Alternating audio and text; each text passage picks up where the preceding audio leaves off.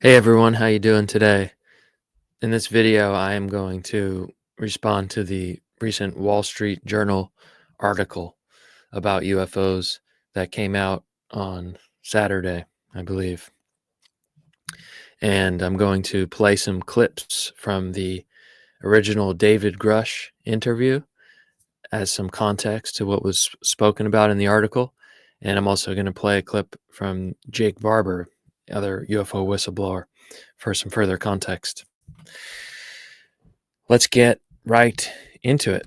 So this is the article here, and it's titled "The Pentagon Disinformation That Fueled America's UFO Mythology." So it's captured pretty well in the title of what the angle of this piece is. Now, what I would have liked to do is actually read through the whole article bit by bit, but unfortunately, there is a paywall up for the article, so you have to subscribe in order to read it. So my first thought was there's going to be a limited impact of this piece on public perception of the UFO subject simply because of the fact that so many people are not going to pay to read this article. So I think they shot themselves in the foot there, the agencies that were behind putting this piece out there to control the narrative. We're going to analyze a little bit about what the narrative control might be. And so what I'm going to do is actually just give you the key points. I think you should definitely go read it. I was able to read it by looking at the vetted YouTube channel with Patrick because he did screenshots of the whole article. So I paused the screenshots and read the article that way. And I'm going to kind of go off of the details that I remembered. So as with everything, we have to take into account the Wall Street Journal as a source itself and what their agenda might be. The Wall Street Journal is ultimately owned by News Corp, one of these massive news corporations, media corporations, ultimately owned by Rupert Murdoch, one of the, probably the media mogul of America. And so, for sure, I mean, this is nothing new to us. The media has been used as a means for disseminating narrative control, what was termed psychological warfare operations in the World War II era. And right from the beginning, all of the intelligence and military agencies who were researching during World War II how to shape public opinion. Immediately when peacetime started after World War II, most of the major media companies were installed with this psychological warfare operation components. And then you look at what came out in the Church Committee, the Pike Committee hearings in the Senate and the House in the 1970s with what people now call Operation Mockingbird, although I've never seen it documented in that term. What is documented is that all of these major news corporations were infiltrated by the CIA. The director at the time, William Colby, admitted that under oath in Congress, and then also a journalist for the Rolling Stone, I believe, investigated it and found how many there were hundreds of journalists implanted in all of these media companies. So for sure, we know that is very high probability that this piece was put out there by the intelligence agencies to shape the UFO reality narrative. But I think this is a pretty nuanced case here, actually, the more I think about it. And we'll get into why. We will get into why. That's all I'm going to really say about that. Same old actors planting a story like this. But what is the reason? That is, what we're going to try to get at. So let's get into it here a little bit. What I'm going to kind of show here is that the narrative definitely throws cold water on the UFO topic, because to the average person who reads this, it's going to have that effect of more It's all just fake, right? Because the crux of this article is basically saying that for many decades, the military actually gave people in the military fake stories that they were working on a reverse engineered alien program from recovered extraterrestrial craft, and told them, that they would be face severe consequences if they ever spoke about it. They had to sign NDAs and secrecy oaths, and they were actually being duped the whole time. That's the crux of the article.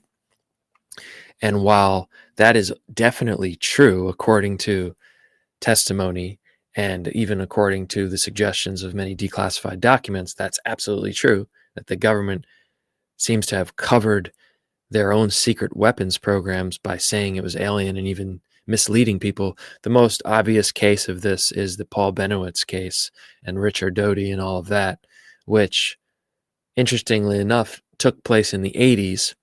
And if you read the Wall Street Journal article, it says that this is based on a program that ran in the 1980s.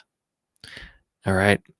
And it says in the article that it's based on interviewing 24 former and current military personnel and thousands of pages of documents.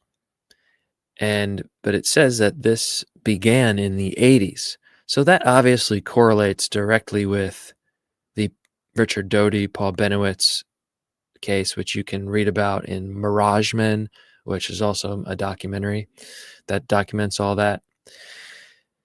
And also with William Moore, who made the speech in, I believe it was 79 or 80, that kind of shocked the UFO researcher world at the MUFON conference, where he said that he was being deliberately fed disinformation from intelligence agencies. So they got to be referring to that program. The article says that it suggests that this disinformation program may go back to the 1950s, but it doesn't provide, it doesn't say that based on thousands of pages of documents and interviews, it began in the 1950s. It's an interesting distinction there.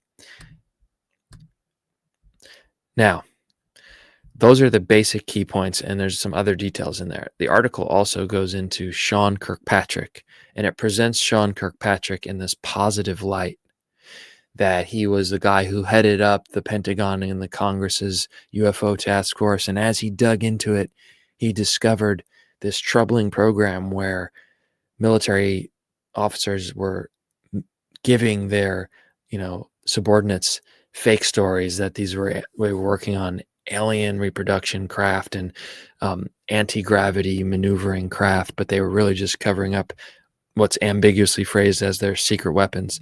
So the obvious question there is, all right, well, look, from my perspective, honestly, I hope it's true, because then, okay, what are these secret weapons programs? Because we're talking about these craft that are operating in ways that are not known officially, and we defy our physics. So that's great if they're covering them up, because then that means we have some type of technology that could help us continue to advance as a civilization in potentially good ways. If we have energy and propulsion like that, we can make our lives easier. So I hope that that's true. Certainly, that's, like, as I said, lots of testimony and suggestions in declassified documents that they have covered up these programs, and that we may in fact have craft like that, electromagnetic, anti-gravitic, however we want to term it, craft or technology capable of doing that. So that's why what I mean, this article is kind of nuanced in that someone who hasn't studied the subject as much can easily just go, oh, it's just all nonsense. They were making it up the whole time. It's definitely the Wall Street Journal article is trying to frame it that way. But at the same time, the deeper implications are, wow, what have they been covering up? And besides the fact that you're going to see, and you are seeing, a lot of pushback that part of the cover up, according to insiders and whistleblowers, that part of the cover up is also to shield that things have been recovered that are what's David Grusch has termed non-human intelligence, and how we've kind of reverse engineered that's also being covered up. Now, let's get into Sean Kirkpatrick, because he's the one that's kind of put up on a pedestal in this article as figuring out that, hey, we're just duped this whole time. They were just making up the alien story so that we could be shielding our secret weapons programs.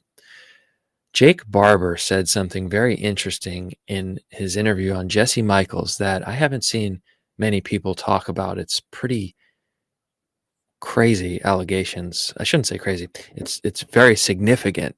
It should weigh very heavily. It should be further investigated by Congress and others, the media, the independent podcasters and YouTubers who are covering this subject. I would love to be able to pry further into this. But here is what I am talking about. You may be familiar with the Michael Herrera case. Let me actually present my screen here for a second. The Michael Herrera case is this one here. And he said he was a U.S. Marine and he was deployed in Indonesia, and him and a small team were out in the jungle, and they saw this huge black sort of octagon shape with a pyramid top, black hovering device that was silent, and they were approached by humans, some type of black ops human force in black gear, and they were warned to go away. They were warned not to talk about it, and in fact they were threatened. This device then hovered silently with like a slight humming sound, took off and flew away incredibly fast. So ostensibly this was being controlled by some type of human operation. Very, very, very significant claim. And what's so interesting about this to me is that if you read Aaro's first report about this, they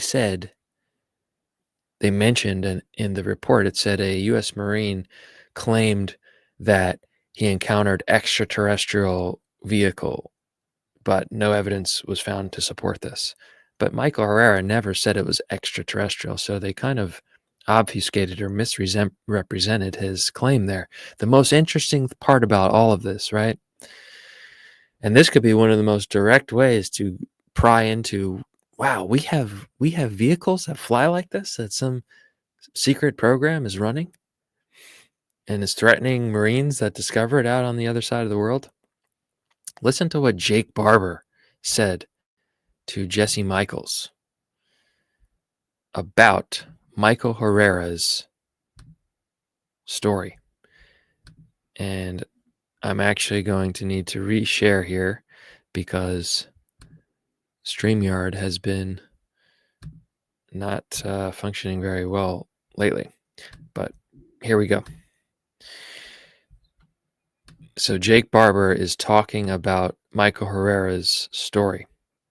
And here's what he says about Sean Kirkpatrick related to that. And this issue was brought up to the entire incident was brought up with my corroborations, and my additional information was presented to Sean Kirkpatrick's version of aaro. He patently denied it and wrote it off as anti-interesting, and there was no evidence. And I know for a fact that Sean Kirkpatrick has admitted outside of the office of aaro, directly to members of the Senate Intelligence Committee, that it did in fact happen exactly as reported by Michael Herrera, and with my additions. That's absolutely. So there it is. He, according to Jake Barber, Kirkpatrick knew for a fact that everything Michael Herrera described was real. And he confirmed this with members of the Senate Intelligence Committee.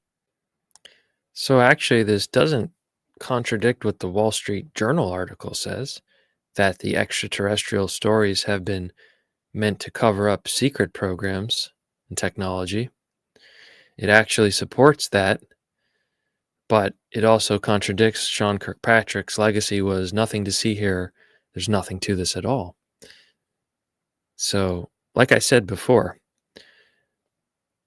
I think it's actually a good thing, because this can lead more to, if it's handled logically and in a smart way, uncovering what are these secret programs. If Sean Kirkpatrick verified to Senate Intelligence Committee members that a black octagonal UFO flying silently, taking off at incredible speeds, is real, I mean, that means we got some type of energy creation and propulsion that we could be putting to better uses for civilization.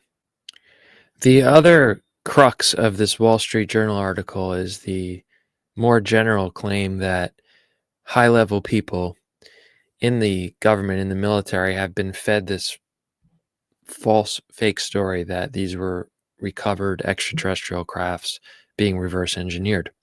So that leads me to think about David Grusch then. And people are going to, definitely the general public or skeptics are going to say, well, then that explains David Grusch. But as I've said so many times in so many other videos on the topic of David Grusch, he had to go through so much vetting of a 4-year investigation with documentation and his witnesses coming in and being vetted by the intelligence inspector, community inspector general, and the Senate Intelligence Committee.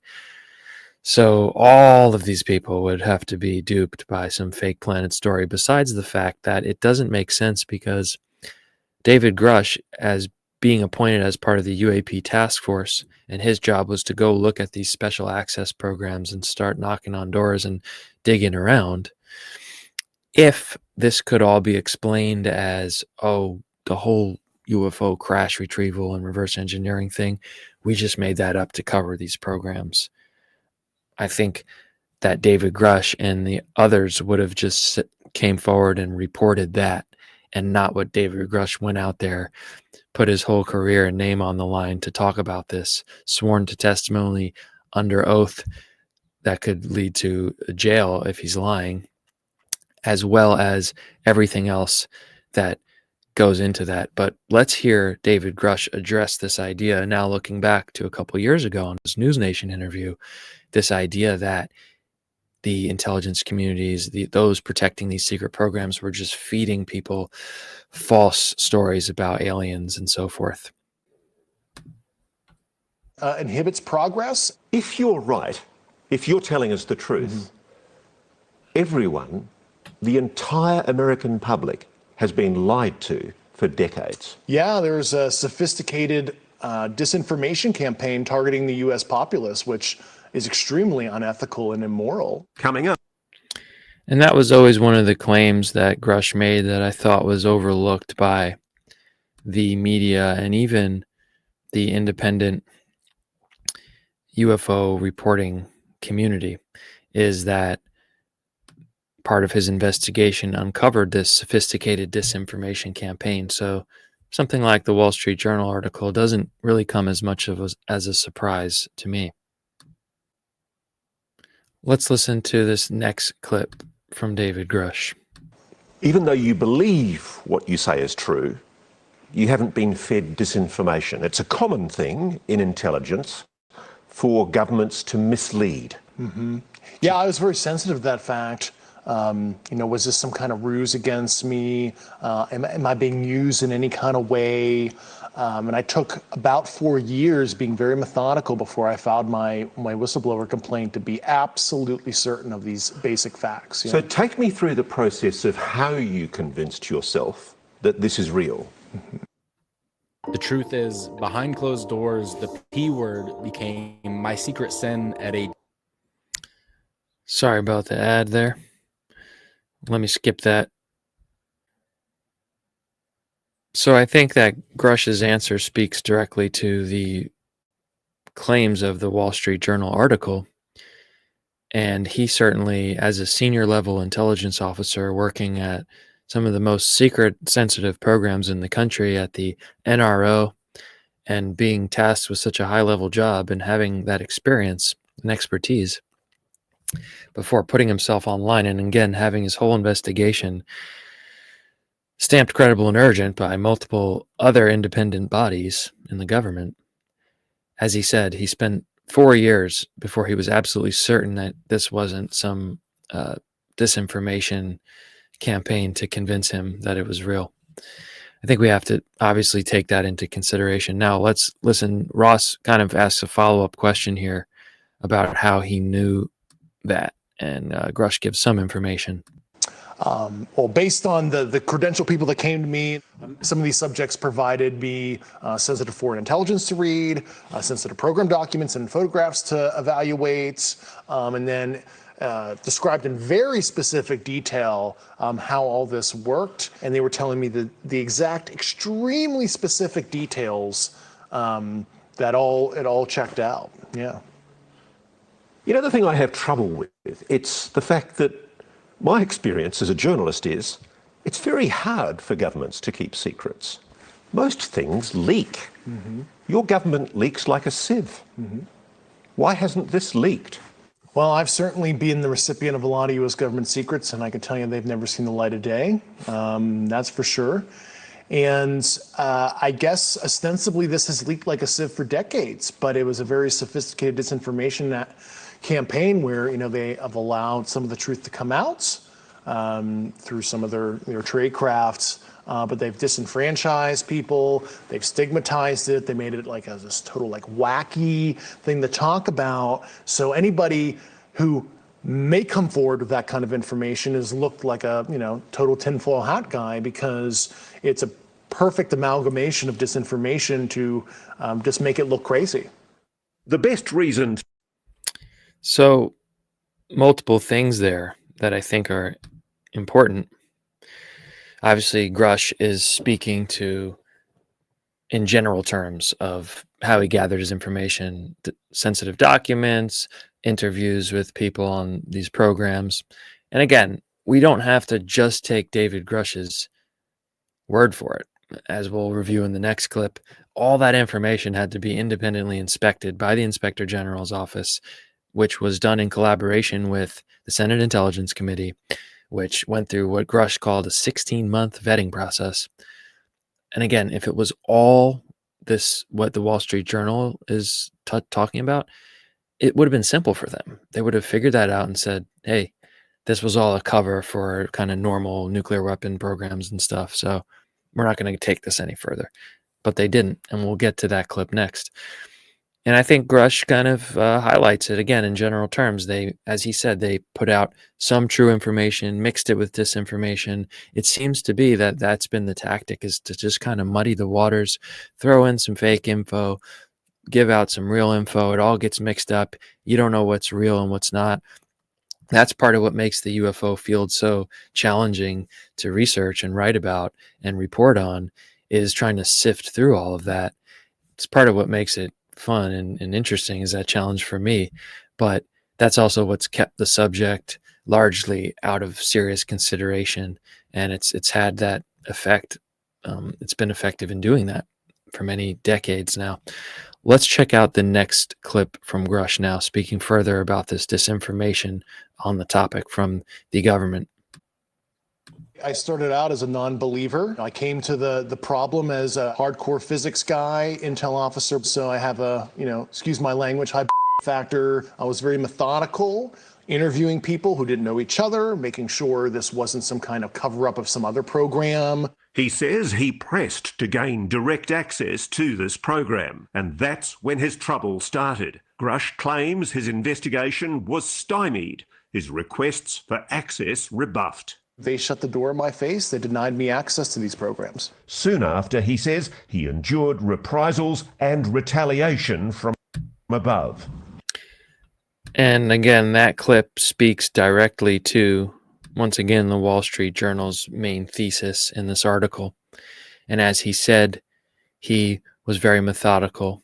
He came into it, as he says, without sort of prior, as he said, a non-believer. And he sort of made sure that this wasn't, as he said, covering up some other program. And then the fact that he was then denied access to a program, again, and that's all verified by his whistleblower claims.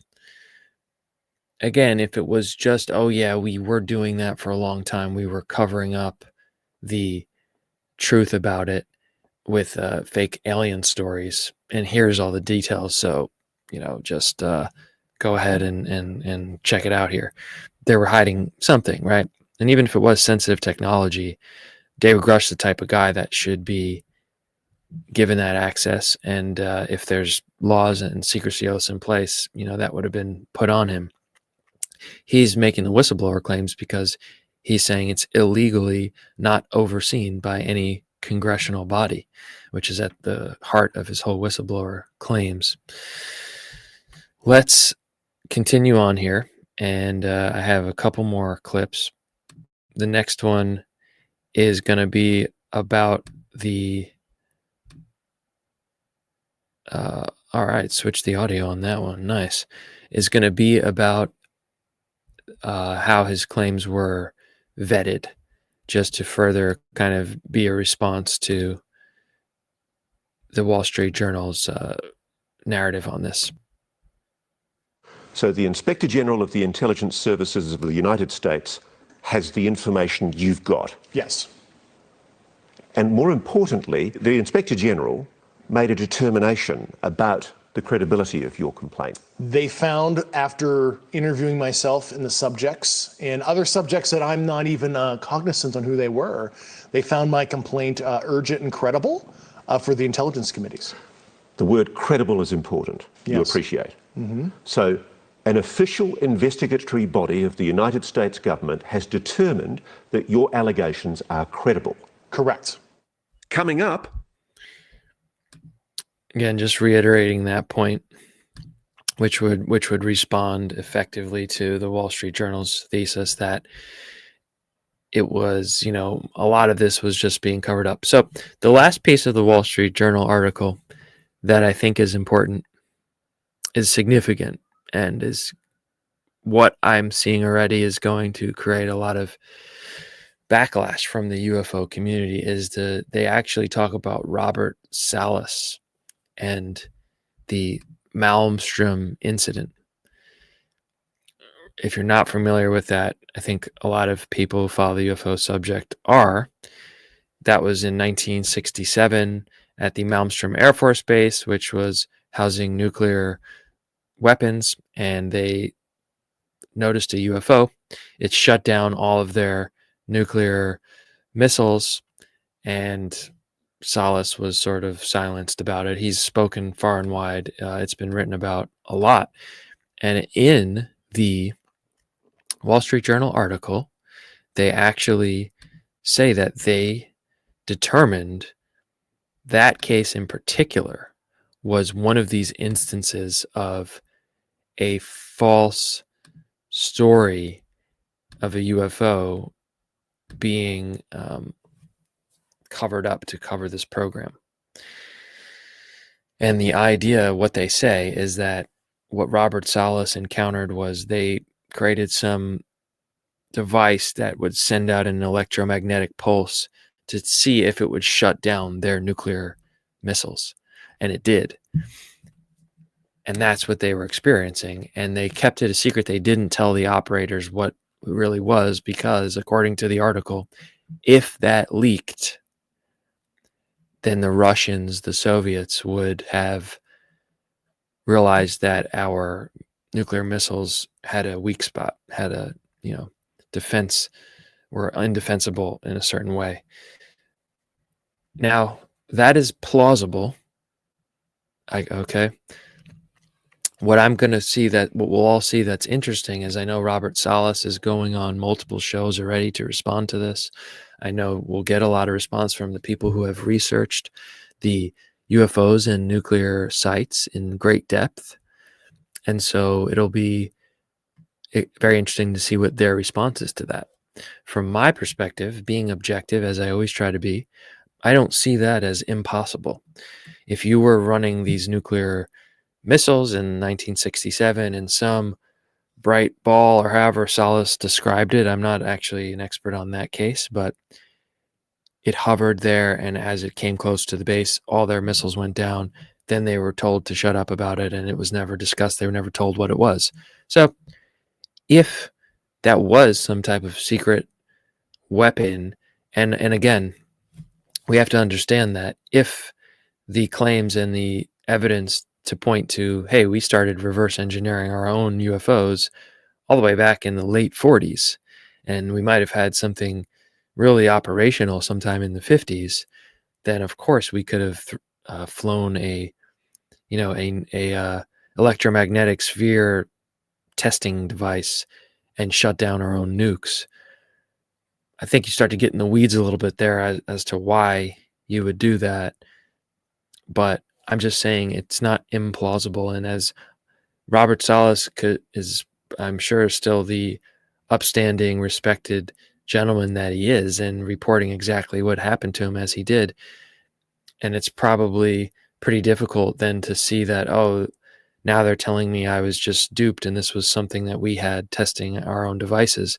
But again, if we had our own anti-gravity craft, an electromagnetic pulse test of our nuclear weapons, and not telling anyone what it was, and letting them think it was an alien or something, it's actually plausible. That's what I would say at this point. So I'll be interested to see Robert Salas and others' response of why they think that's implausible or not possible, and take it from there. However, what's interesting at this point is to actually listen to what David Grusch briefly says about this, because part of that News Nation interview, Ross Coulthart actually did bring up the Malmstrom case. So it's very brief how he responds to it, but let's take a listen here. One incident in 1967, about which multiple Air Force veterans have gone public, involved UAPs tampering with the nuclear missiles at Malmstrom Air Base in Montana. They saw a craft, appearing to be intelligently controlled, hovered over a nuclear weapons silo and shut down 10 nuclear ICBM missiles. It certainly looks like they want to understand how far we've advanced in our nuclear fizzle kind of technologies at the very least. I mean, it looks like preparatory probing activity. It might be innocent kind of scientific gathering, could be ISR probing. Meanwhile, and that's the big question there. And there's certainly a lot of ambiguity in Grush's response, and the way that News Nation cut that. You can't really even tell if Grusch is directly responding to the Malmstrom incident. It sounds like he's more in general speculating. I mean, he's clearly speculating in that clip about why there's all these reports of the UFOs coming near our nuclear facilities and then they're shutting down. And it could be so many things. It doesn't have to be extraterrestrial or non-human intelligence in all of those cases. So I think it's an interesting part of the whole Wall Street Journal article's impact is what's going to be the response to that. But as I said, I don't actually find that explanation implausible. My critical points on the article are, yes, it's very slanted towards a debunking of the whole topic. It is the wording. If I had the article, I would have liked to kind of go through and highlight how certain words and phrases were used. It's very much sort of emotionally slanted towards nothing to see here. Look, you've all been played into this mythology, while it discounts all of the other strong bodies of evidence and how the highest level of military officials in 1947 and beyond were already confirming these were real physical devices of unknown origin. There's so many of those. General Nathan Twining's memo in September 1947 is what I think is probably one of the best ones. And obviously what first CIA Director Roscoe Hillenkotter said. So it's beyond any doubt that these were real physical objects, always have been, and their origin was unknown at some of the highest levels from the beginning. And either way, it's significant, okay? Even if we're to take the Wall Street Journal's angle here and say it's always been just covering up secret U.S. programs, there's no extraterrestrials or anything else, non-human intelligence, I'd still take that, like I said at the beginning, because that means we have some type of breakthrough technology and physics that we don't even know about at a public level. And so let's keep prying into that, get that out there. It could transform so many different fields, and if used in a constructive way, it could help continue to advance our civilization, make our lives, our experience on Earth better. Of course, there's reason to doubt that that could be used positively, given on the way that we continue to conduct ourselves in general as humans on the planet, with ongoing wars and manipulation and corruption is still very much the norm. So I kind of get why some technology that could, I guess, theoretically liberate the world, but it could also destroy the world, a lid has been kept on it. I've always sort of thought I understand that side of it. Nevertheless, though, the truth has got to keep coming out about whatever all of this really is. Those are basically my thoughts on the Wall Street Journal article. I think that you should definitely read it. I think that it doesn't explain everything. The irony is this whole article is probably entirely true. And it goes back to critical thinking. I know a lot of people are in the UFO community, are going to not want to believe that what Robert Salas experienced, for example, could have just been a secret U.S. test of our own missiles, that they didn't want then that information to get out, that they all went down. So, but look, if that's actually supported by real documents and testimony, which is what the Wall Street Journal suggests, then we got to face the truth on that, and then continue to separate out, factual information. And we'll see how people who have really researched the whole UFO and nukes topic will respond to this. And I'm curious to see that. Also, these documents need to be given over. If they were exclusively given thousands of pages and 22 dozen witnesses talk to the Wall Street Journal, these same people should be talking to the Federal Task Force on Declassification of Federal Secrets that's going on in the House right now. I guess aaro, aaro, something else. I watched the other day the small clip on ABC News. I want to possibly make a video about that, because they're also throwing lots of cold water on the subject. And John Kozlowski, the director of aaro, now seems like he's just selling out with some of his responses on the ABC News clip. And it's a bit discouraging, because, again, it seems like they're just trying to keep delay, obfuscate. But it shouldn't come as a surprise. It's been what's going on for 80 years now. That's about what I can say on the Wall Street Journal article. Go check it out for yourself, and we'll continue to see how this develops. Thanks again for watching. Hope you have a great day. I'll see you in the next one. Take care.